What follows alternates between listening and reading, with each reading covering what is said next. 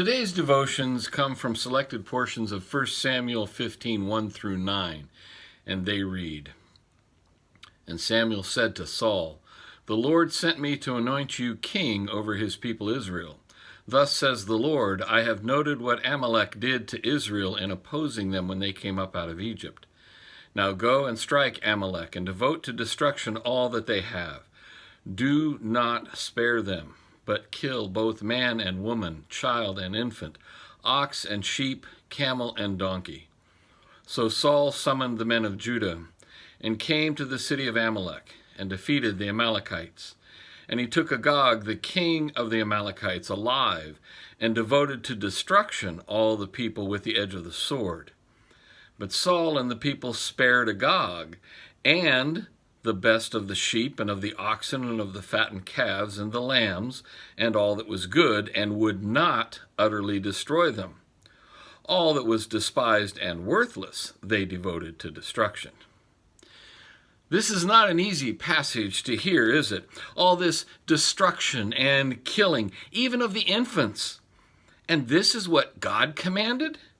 Why would God be so unsparing and savage?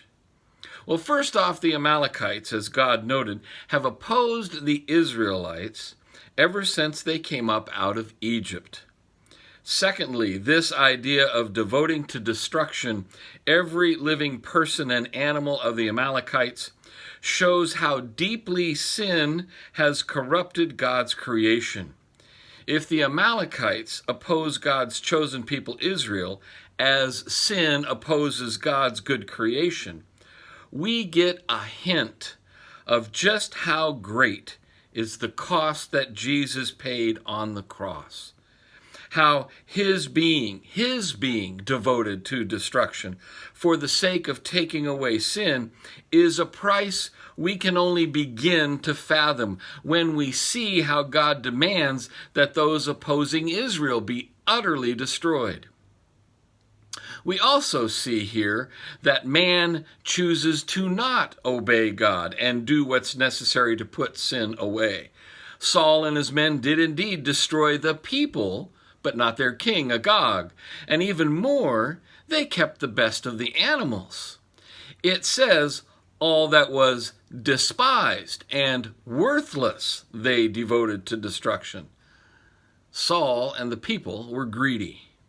They did not do as God required. Instead, they only destroyed the things despised, the worthless things in their eyes. But they kept things they coveted, including Agag. They did not do as God told them and destroy everything, thus keeping for themselves the spoil of temptation and greed. How hard and how utterly impossible it is for us to succeed at obeying all the commands of God. And yet, that is what Jesus has done. He has taken on the hard and terrible requirements of obedience to every command of God. And having done so, he then lays down his life as the sacrifice needed for the redemption of the world. We dare not think it an easy thing that Jesus does in his obedience in our place. We dare not take lightly his being destroyed in our place because of our sin. He is the infant whose flesh was pierced for our transgression, and the man who died on the cross and rose again for our peace with God. It's with most humble hearts that we give eternal thanks to God for his having sent his Son to do for us what we could never ever accomplish.